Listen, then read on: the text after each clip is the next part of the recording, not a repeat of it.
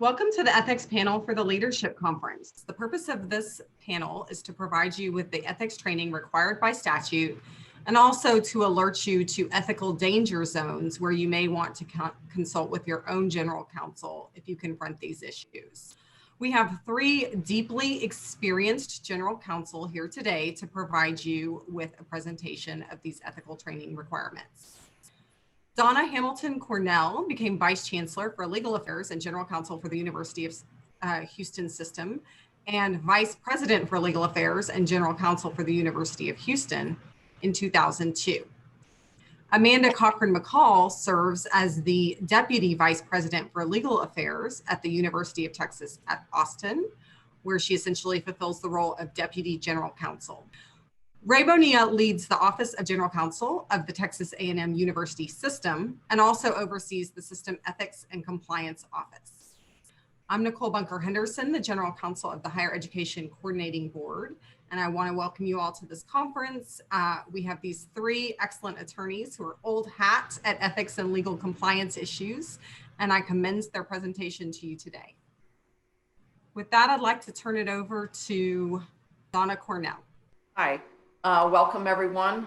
First, I want to commend you for your huge commitment to your institutions, community colleges, state institutions of higher education. What you are taking on as board members, as trustees, is a huge comment on your commitment to giving back. And we are very appreciative for the work that you will do in the coming years. I'm going to start by talking about the role of the governing board at a high level. What is effective trusteeship?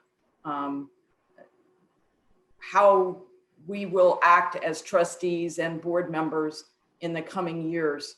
You will be policy-making bodies, not managing bodies, and that's a distinction you will hear probably throughout your tenure with your institution. You will preserve the institutional independence of your institutions.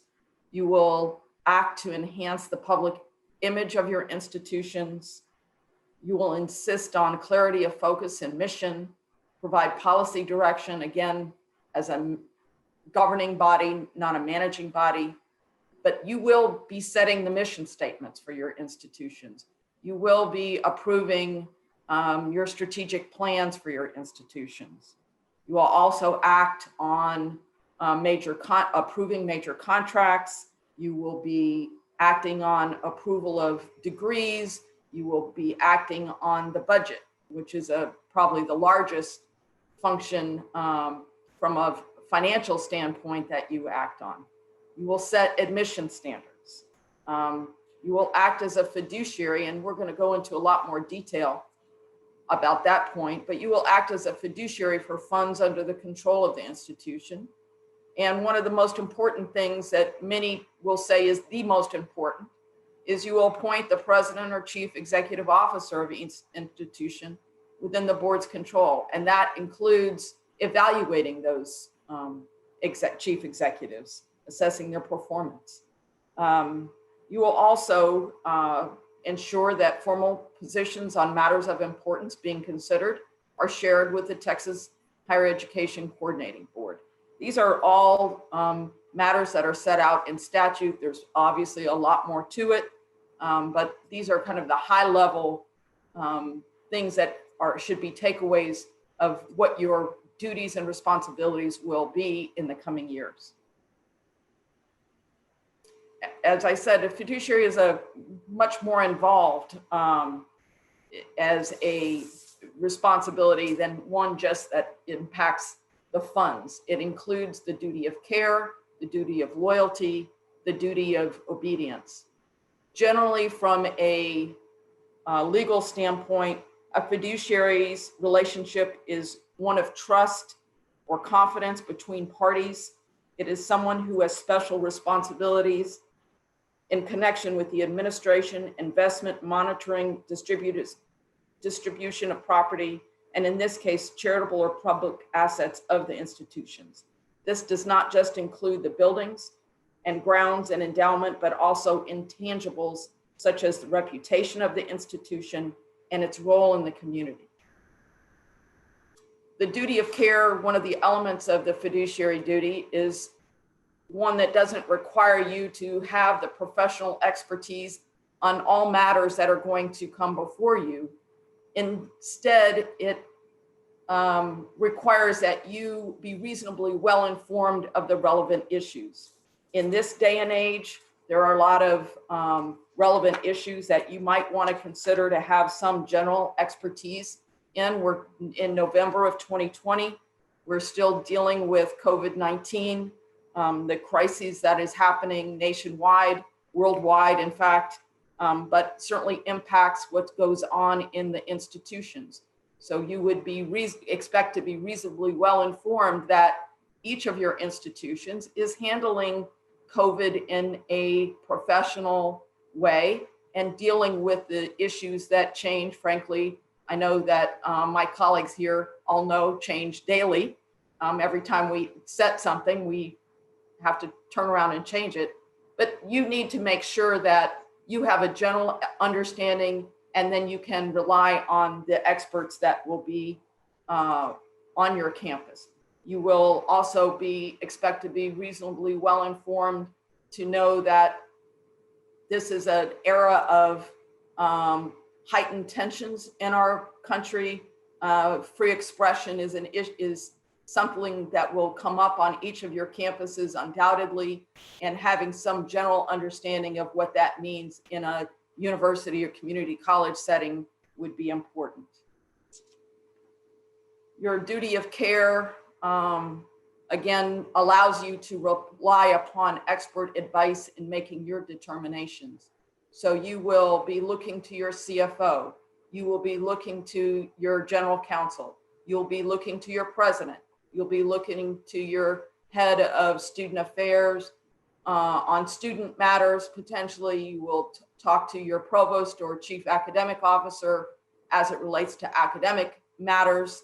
You will talk to your auditor, your compliance officer. These are the senior officials that you will typically rely upon to provide you the advice and counsel in making the determinations that you have to make. Like, as I said earlier, you have to approve a budget. How are you going to know that this is a reasonably appropriate budget? It doesn't mean you need to be a CPA to make that determination. You are certainly allowed and encouraged to rely upon the advice of those senior administrators when you are making a decision on things like that.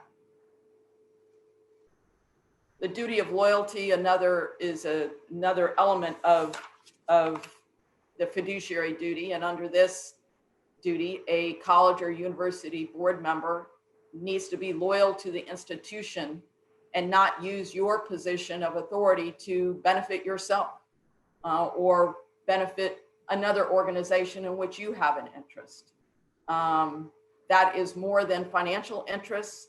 It also includes political interests, personal interests, other positions you might hold with other organizations. Again, your duty of loyalty goes back to the institution or the community college itself, and not to you or any other interests you might have or your family might have.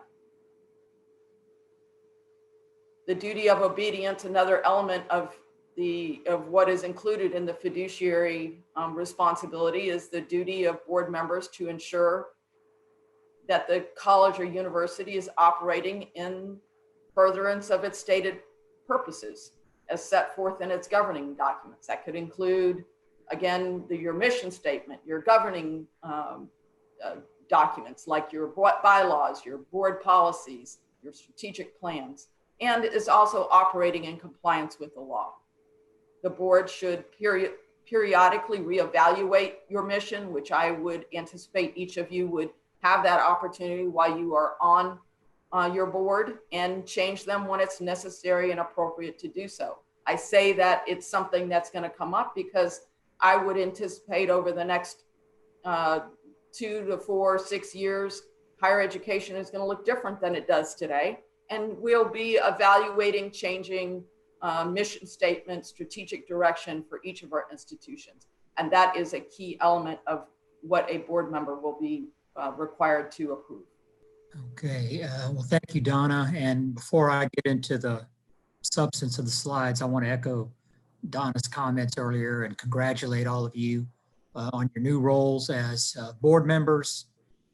It's a very important responsibility. I'm sure you'll find out it's a very time-consuming responsibility. And we just want to thank you for stepping up to serve your community and serve the state.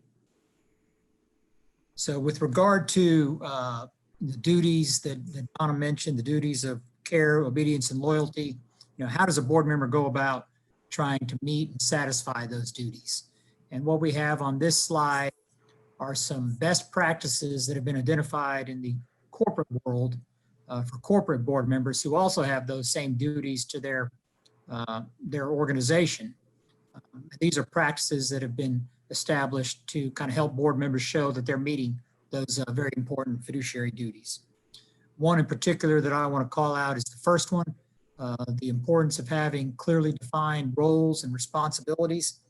I think you'll find when you become familiar with your new institution, I expect that each will have pretty well-defined policies and rules regarding those items that require board approval.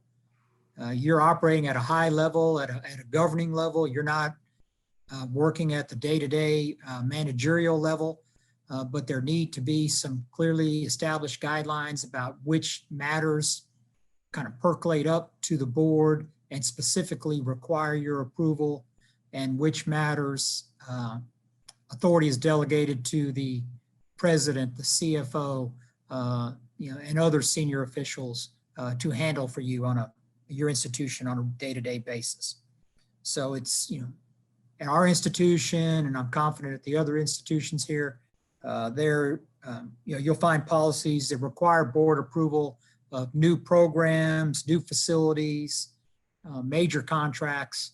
There's going to be a range of matters that are specifically required by your rules to come to the board for consideration and action. And so I encourage you to just review those parameters and make sure you kind of have an understanding of what the board approves and what's delegated to your senior administrative team. I think what you'll find when you look at those policies and rules is that there is a structure in place that ensures that information flows to the board in a timely manner that will allow you to make the strategic decisions and decide on the approval items in the appropriate way. The last item on the list here, providing effective risk management and oversight, is also, I think, one of the more important items here. And, my experience, and I think what you'll find is that, establishing a relationship and understanding the role of your internal auditor and your compliance officer, as well as your general counsel, will be important to that risk management oversight. So with regard to, back to the slide 9, I guess it is. Yeah. I want to touch on organizational effectiveness and governance a bit further. I mentioned that one of the first steps is to understand kind of the roles and responsibilities of the board members versus your senior administrators. I want you to encourage you to familiarize yourself with those rules. And then, as noted, it's also important to get a handle on the risk management system that's in place, the role of the internal auditor, the role of the compliance officer, and how they work with your general counsel to help you in that area. With regard to a little bit more on risk management, it's important that the board recognize risk management as a priority. You want to make sure that your institution has systems and processes in place to mitigate risk as much as possible. One of the things that I've learned in my years here at the A&M system is the risks are numerous. Some of them I didn't anticipate when I stepped into this role, and I suspect there are going to be some risks that you deal with as a board member that you didn't expect to face either, but they're very real, and they carry with them financial as well as reputational risk issues that are critically important to your institution. A few examples would be ransomware or phishing attacks that result in financial loss, reputational issues if personal information is of your employees or students are put out on the internet for the world to see. And those kind of risks put your IT security policies to the test. So IT security is a critically important area in today's world of higher education. We build a lot of buildings in higher ed, and one of the things that you'll also find out, I believe, is that construction accidents are something that we have to deal with from time to time, and those can be quite serious, and they will test the efficacy and the adequacy of your workplace safety policies. So that's something you want to make sure is properly addressed at your institution. And another issue that's a major issue for all of our institutions are sexual harassment policies. We've all seen, there have been a number of high-profile breakdowns in this area at major universities across the country that resulted in just tremendous financial and reputational loss for those universities. Ohio State, Michigan State, Penn State, all come to mind. And you want to make sure that you have the appropriate processes in place at your institution, that your employees, your students get training on the reporting systems, the monitoring systems, that we have everything in place to quickly act and take disciplinary action when a issue like this arises, and then you've got, again, good reporting to try and identify these issues early before they become much greater issues, much greater problems for the institution. Those are just some of the high-profile risk areas and that you need to address and be thinking about. And as I mentioned earlier, that your general counsel, internal auditor, compliance officer worry about on a daily basis, I can assure you. With the duty of loyalty that Donna mentioned as one of the kind of key duties that you hold as a board member, I think you probably all understand that it's important for you to act with good ethics and with integrity in your role. You probably didn't think about the fact that this acting with good ethics, acting with integrity is part of the duty of loyalty, but that is the way that the law views it. And this slide is just there to kind of highlight that point. Going into a little bit more detail, here we get into what it means to serve with integrity and ethics. Putting the institution's interests first and putting aside your personal interests. You have to be very careful to avoid any interconnection or overlap and avoid using information or resources of the institution for personal benefit. You need to be active in thinking about and disclosing existing or potential conflicts and recusing yourself when a contract or a project comes before the board that you or a family member may have a financial interest in. It's important that you identify those, you disclose those to your fellow board members, to the senior administration, so that you can announce and recuse and address that conflict on the record and avoid reputational harm for your institution. One of the other items that's mentioned here is maintaining confidentiality of the sensitive information that's maintained by your institution. That comes into play both with respect to business information, projects, expansion plans of your institution that may be under consideration, procurement contracts, major procurement awards that may be under consideration. Obviously, those things need to, the institution's plans in that area need to be protected. Those are not to be aired publicly until the institution is ready to make an announcement and engage in a competitive process that can withstand legal and public scrutiny. So you need to protect that information. And you also need to be careful. You're going to find that you will also become privy to a good bit of sensitive personal information, in some cases about administrators and employees of the institution, in some cases students, if there's a disciplinary matter or something of that sort that comes to the board, you have to protect the privacy interests of the employees and the students involved.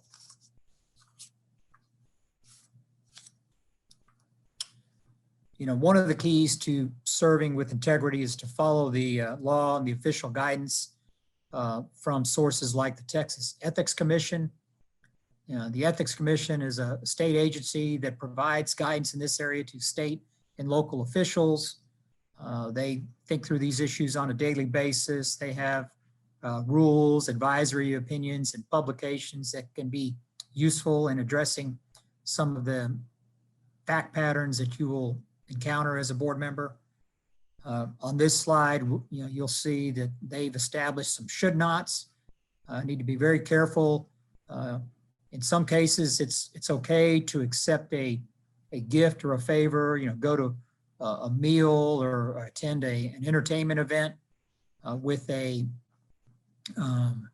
former student, even a vendor as their guest. That's allowed under the law in most situations, but you absolutely cannot accept the gift in return for discharging your official responsibility, in return for providing information or voting a certain way. That kind of conduct exposes you to criminal liability, quid pro quo, and Mr. Quid and Ms. Quo should never meet. And so I encourage you to be very, very careful in that area. And even when the law allows you to accept a meal or attend an entertainment event with a third party, you need to be sensitive to the perception issues that are created. If you're doing so, on the eve of your institution releasing a major RFP for a multi-million-dollar construction project or procurement opportunity, a software project, something of that nature, it would create an appearance problem, an appearance of impropriety if you were to go out to dinner, go to a ball game with a contractor or a consulting firm that was going to bid on either of those procurement opportunities. So you need to be sensitive to the reputational issues presented as well. And I think with that, I'll turn it back over to Donna for some additional detail in this area. I wanted to talk a little bit more detail about the community colleges. Local government code applies to you, which is a little different than it applies to state institutions of higher education. A local governmental official, a trustee, would have to fill out very specific forms with the Texas Ethics Commission with regard to those potential conflicts of interest, where a vendor may have a business relationship with the trustee, or maybe it's a family member or the like. These are very specific forms that are found on the Texas Ethics Commission website that must be filled out. The details are here on your slide. I would encourage you, if you potentially have a relationship with a vendor that is going to do business with your institution, that you consult your legal counsel, look at the Ethics Commission, and comply with those requirements. As it relates on the next slide, you'll see as it relates to state institutions, it's a little bit different. Again, this is under the education code, but again, the concept is the same. You need to disclose potential conflicts of interest. And on state law, you don't have to fill out a form with the Texas Ethics Commission, but it must be disclosed in an open board meeting. And you must refrain from voting on that issue that you have an interest in. And then the remainder of the board must approve that contract by a majority vote. So the concept is the same, that just the process is a little different. The duty of loyalty for state universities, it also includes this concept that once you leave the role of as a trustee or a regent, is to not accept employment from the second anniversary of the date the contract was signed or the procurement was terminated or withdrawn. So if you are approving a contract and in approving the contract, you cannot then do business with that company as an employee, and that would be prohibited under state law. Duty of obedience is the other element that we talked about earlier as it relates to your fiduciary duty, ensuring that the institution is acting at all times in accordance with its mission and purposes, ensuring the college is acting in legal and ethical compliance, and instituting effective internal controls, which Ray talked to you about, making sure you have those risk management issues in place. These all relate back to your duty of obedience, which is an element of your fiduciary obligations. Well, I'd like to echo the sentiments of my colleagues and congratulate each of you. This is definitely an exciting time, and I welcome you to higher ed. And it's certainly a role where you'll be able to make a difference every day. So congratulations to each of you. We're going to turn to the topic of FERPA. That may be a term you haven't heard before, and it sounds strange, but it's really just shorthand for a law, a federal law, entitled the Family Educational Rights and Privacy Act of 1974. And really, this is probably a term you'll hear more frequently than you might expect. So what is FERPA? FERPA is a federal law, and it's focused on governing the maintenance and disclosure of records that universities maintain, and really those records that can be identified with any specific student. Generally, students have a right to see their own educational records, and it's important to remember that those records can't be disclosed to anyone else, including their parents, without the student's consent. The law really was designed to protect more than just the student's name. It's intended to protect the student's educational information and their status as a student.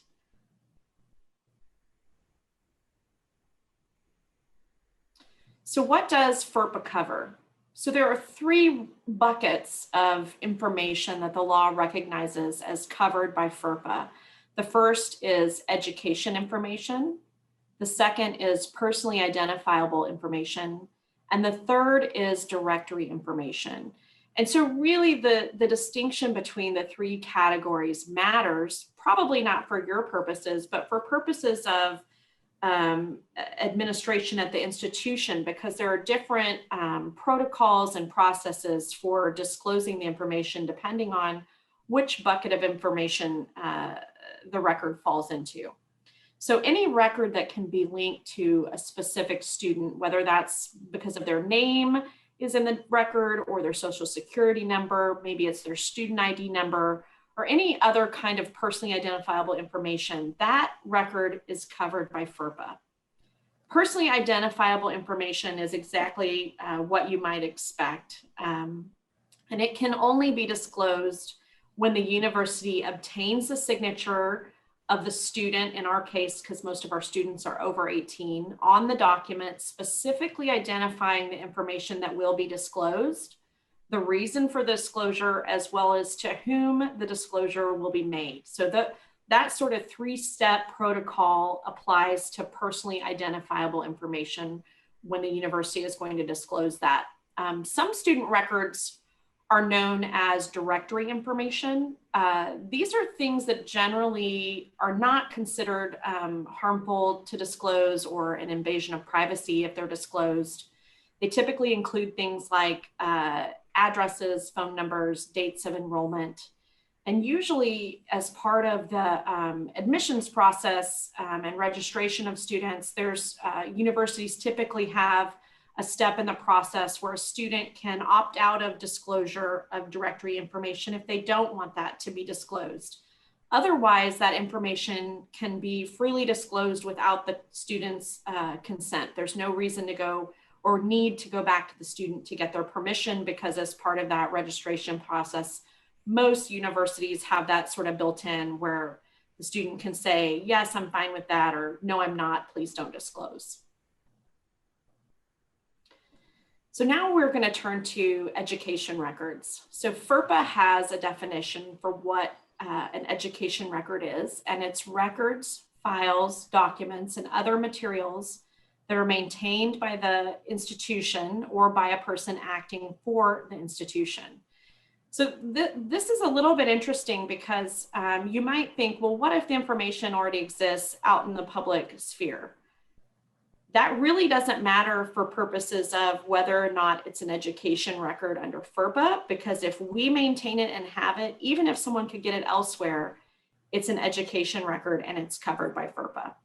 And this is clear that it covers education information like transcripts, GPA, academic evaluations, those kinds of things. But it can also include things like psychological evaluations, or sometimes students will submit accommodations requests related to educational accommodations that they need for disabilities or something of the like.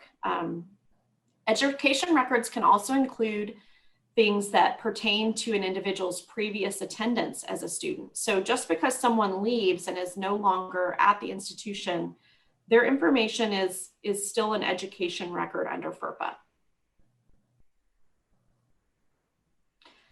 So when does FERPA apply? FERPA applies to students. So once a student registers for courses with the university and actually attends, and even attending virtually, how a lot of the courses are now, constitutes attendance. And sort of once those two hurdles are met, the person is considered a student under FERPA law.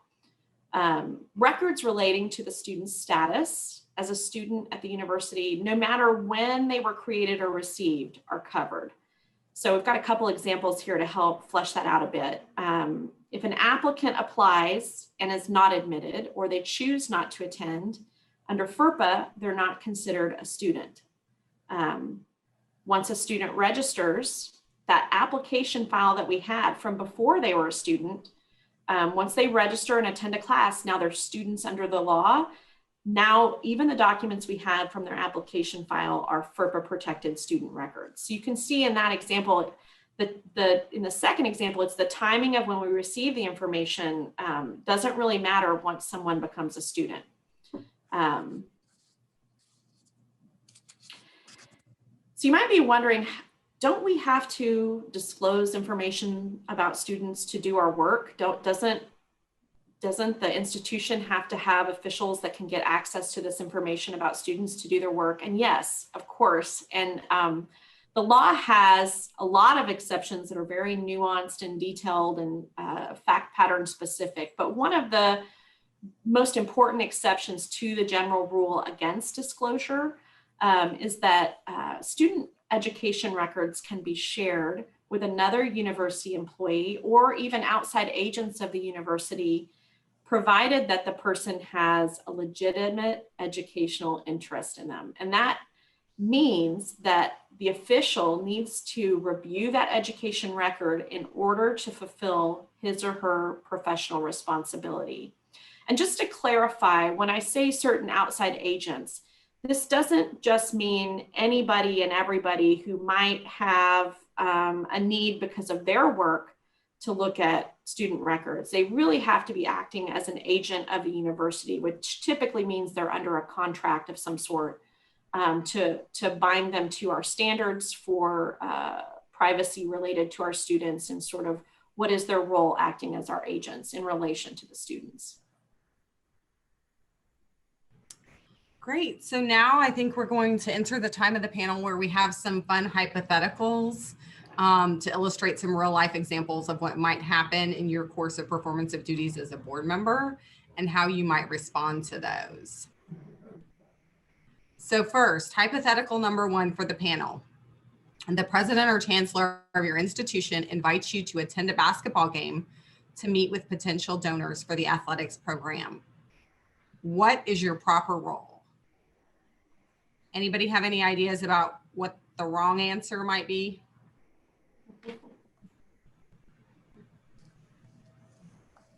Your proper role is doing whatever needs to be done to secure a meaningful donation. Do any of you general counsel have objection or improvement upon that response? Sure. Probably not anything that could be done. Your role really is to represent the institution and to be a good role model for the institution in everything you do. There's nothing improper about going to a basketball game to meet with potential donors. That's not inappropriate, but you know, agreeing to enter into some kind of relationship, quid pro quo relationship, yeah, that's not, so it's not anything, but generally speaking, this is appropriate behavior for a board member, in my view. Yeah, and the one thing I would add is, you know, to be, you know, obviously it's appropriate to attend, to kind of describe the needs of your institution, how the donor could help, and what his or her potential contribution could do for the program. I think, you know, one limit I would throw out there is just being mindful that, you know, naming opportunities and other things that might go along with the donation. You know, there are procedures that have to be followed, you know, in our institutions, you know, that has to actually be approved by the entire board, a single board member. You know, it's not authorized to, you know, promise a naming opportunity. So there's some caveats, I think, to what, you know, what you can and should put on the table as you're talking about the donation. Yeah, and typically there's a protocol or a process in place at a given institution that kind of sets up the parameters for how those donations are received. And so the wrong answer here, I think, also kind of highlights a little bit of staying in your lane, you know, not doing whatever needs to be done, because that sort of widens it a bit too much to maybe invite you into situations that could be problematic. Great, thank you. So hypothetical number 2, your brother owns a construction company that is planning to bid on a major contract for the college or university. You later come to find out that his company was selected as the vendor for the project. That's great news, right? The contract for this project comes to the board for approval. What do you do? What is the best practice? So does anybody advocate for staying quiet about it since you had nothing to do with it coming before the board? You should be able to vote on it since, you know, the approval of the project is based on whatever the majority of the board wants to do. Anybody have other thoughts? I think this goes back to something Ray was talking about earlier, and Donna touched on it as well, which is the appearance of impropriety and you know, even if it's true that you had nothing to do with it coming before the board, it's definitely not something you want to stay quiet about. Correct. You would have to, if you're a state institution, you would disclose it, you would recuse yourself, because it's either an actual conflict of interest, appearance of conflict of interest, or appearance of what we also call a conflict of commitment. Like you're acting on behalf of your brother as opposed to acting on behalf of the institution. Your duty of loyalty, which is one of the elements of your fiduciary duty, goes back to the institution and not your family. Announce or recuse. It's pretty simple. Great. Great counsel. Hypothetical number 3. You're approached by a friend who intends to bid on a new construction contract on your campus. So he's not related to you. He asked if you might ask him to give him some tips on how to make his bid more attractive. He also asked if you could put him in contact with someone in your construction group. What do you do? What is the best response? Does anybody want to send him a copy of the proposed bid or template, scoring template? No, that's a bad idea. And I think that goes back to something I touched on earlier about sharing or protecting kind of sensitive business information of the institution. You definitely don't want to give him inside information about the evaluation process. I think it would be appropriate to direct him to the procurement office. They can get information on, the details of the process and how if it's an RFP, how to get on the list, how, to be, notified when the process is fully initiated. That kind of information I think is fine, but, the behind the scenes evaluation information would definitely be problematic. I agree. I think the other thing that you can always do is, just refer them back to your CFO, your senior administrators. You don't even have to dig down into the procurement office.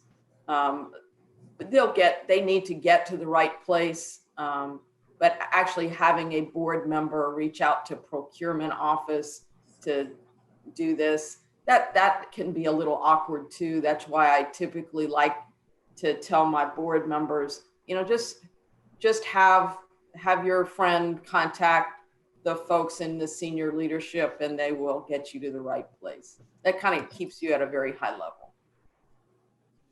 The other thing that does is make sure that whatever information or direction the friend receives is going to be consistent with what other bidders are receiving.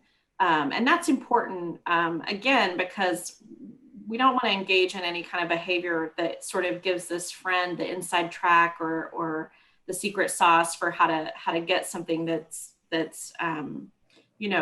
construed as special treatment or different than what other bidders would have access to in terms of direction or protocols for how to approach this.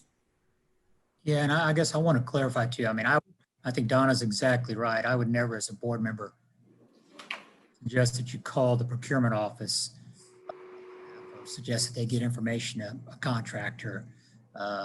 My thought was just somebody send that information to the person, you not personally contact them. That, because I think that's right. That does create an appearance issue that's, kind of implied pressure that is problematic as well.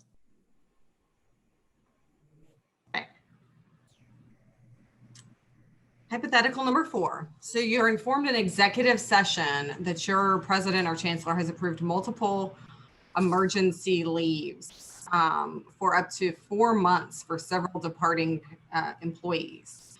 You're told that this is appropriate, but you're also aware that multiple media reports have questioned the legality of this approach. What do you do?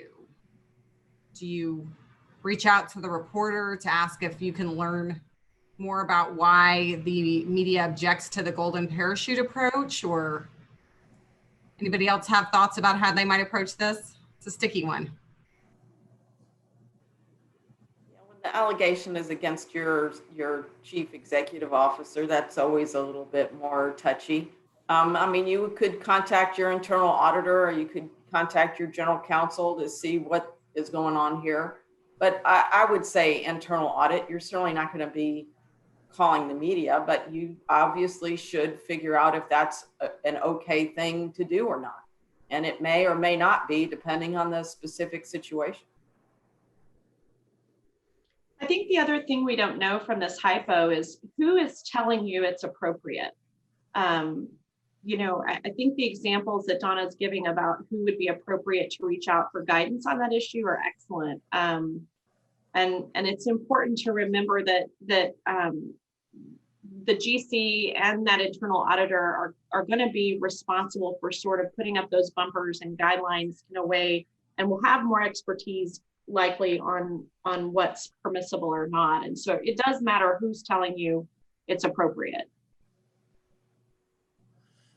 Yeah, and I agree. I mean, I think as a board member in this scenario, you go to the general counsel or the internal auditor and ask for additional information and some evaluation about, the facts and the law and rules surrounding whatever leave situations are that are described here. I suspect there's more to the story. I do think sometimes folks are hesitant to go to internal audit because they're worried about causing some sort of secondary outcome that's unintended, like causing an actual audit to happen because you're asking a question. I'll say, you can always go to legal early and often, and that's a good practice when you have questions to get guidance.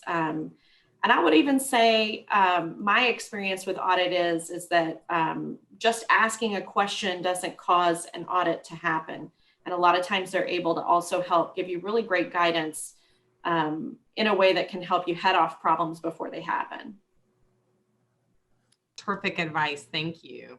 And one other thing I would add is that they are able to gather information discreetly, and that's important. Terrific. Hypothetical number 5. Your neighbor asks you for a letter of recommendation for their child who's applying to admission at your university. You know the prospective student, having met him once at his 6th birthday party, but you've socialized with his parents on a semi-regular basis since then. So do you write the letter? I mean, his parents are great, so he's probably a great kid too, right? What can you say in the letter? Say he was really a rock star as a 6-year-old, or do you expound upon that? Does it matter? Does it make a difference if you write the recommendation letters for other applicants before you became a regent? So anybody have thoughts about the wrong answer or the right answer? I would be, the notion of having the parents provide you with the draft seems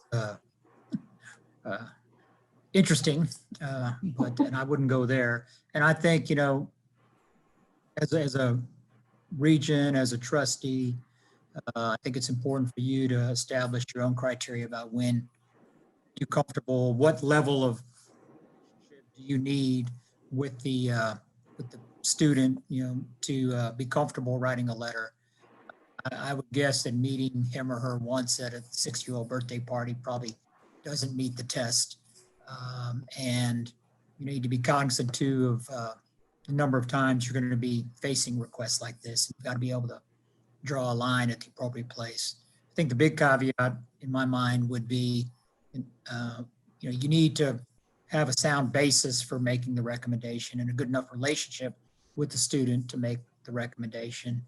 And if it's not illegal or inappropriate to do so, but you need to do it on your personal letterhead, not in your role as a regent or trustee, and try to limit the advocacy to the letter.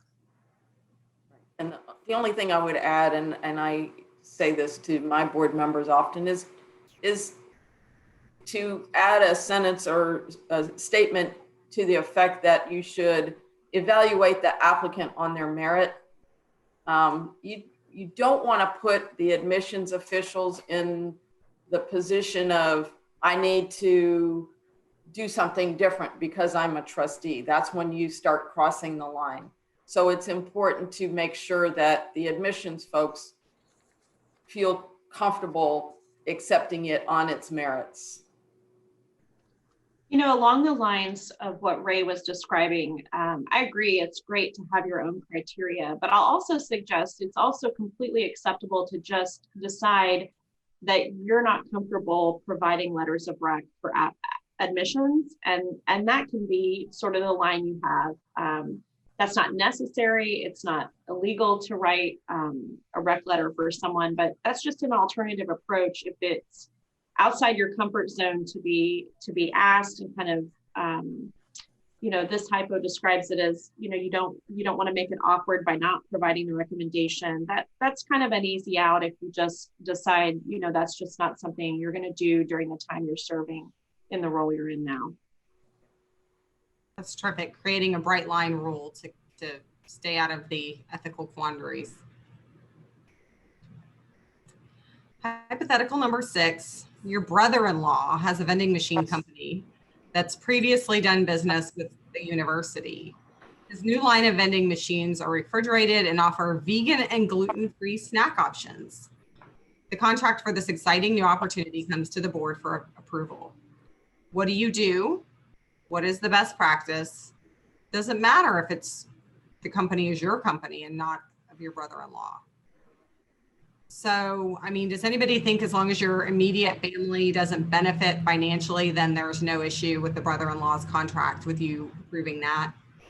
You would approve it no matter who owned the company because you love gluten-free vegan snacks. Anybody here love gluten-free vegan snacks? Want to approve the contract? I only Well- eat gluten, so Yeah, this goes back to what Ray said earlier, disclose it and recuse yourself. This is a conflict of interest that you need to avoid. This is an easy one for you then, Donna. And again, you know, sometimes you have to, if you're a trustee, you may have to fill out specific forms. If you're a state official, it's recuse yourself, disclose and recuse yourself. The rules are a little different depending, but it's the same answer. Stay away. Yeah, and I think, you know, this one is a pretty easy call, frankly, because of the close family connection. And, you know, even if this was your, you know, second or third cousin, you know, there's a family relationship, you know, that's when it maybe becomes a little bit closer. If it's somebody family member you haven't seen in 20 years, okay. You still need to err on the side of disclosure. Maybe in a very attenuated relationship like that, recusal might not be required, but this is an easy one. Brother-in-laws, obviously close family connection. yeah, I agree. I don't like your brother-in-law. Does that make it any different for you? Okay. Hypothetical number 7. A company that seeks to do business with the university maintains an active and witty social media account, which you follow. Your husband recently liked one of their posts about how great their new product is. He has also commented that you use their products in your home. Their bid for the university contract is pending. What should you do? What is the best practice? Should you really quickly run down and tell your husband to unfollow the account, you unfollow it, you stop commenting on the account, but not do anything else, since you of course alone won't be deciding whether the contract's awarded? I don't think this is a conflict of interest. I think this would be okay. Anybody else agree, disagree? Yeah, I mean, I think it's, you know, there's a potential reputational issue if, you know, a competing bidder is aware of the social media posts and, you know, could, you know, bring that up and, you know, complain about it publicly. But, you know, this is, I agree with Don. I mean, it doesn't create a legal problem. It's an appearance issue. And I guess the question would be, you know, if I was this board member, would I tell the general counsel about it, you know, disclose it and maybe get some advice? Maybe there's some, you know, documentation that could be prepared internally to kind of confirm that it was reported, that there was, you know, we determined there was no business connection, no financial interest. It was just a couple of social media posts. We check it out and we think it's fine for you to proceed. You know, that might be a good way to inoculate the institution against a potential later complaint. Yeah, I think those steps are really a great suggestion, because really the only person I would think that could potentially complain about this is going to be someone who didn't get awarded the bid. And the complaint would be somehow your personal preference for these products. You know, the allegation could be that you were injecting yourself to cause, you know, your personal favorite to get chosen, and that you were unduly influencing the process for awarding that contract. And so I think those steps that Ray's describing can be helpful down the line should there be a complaint, even if it's not likely. Great, thanks y'all. Well, with that, I think that ends our presentation. So I thank you all for tuning in to watch this presentation, participating in the leadership conference, and really hope you all start off on a great note in your tenures in leadership.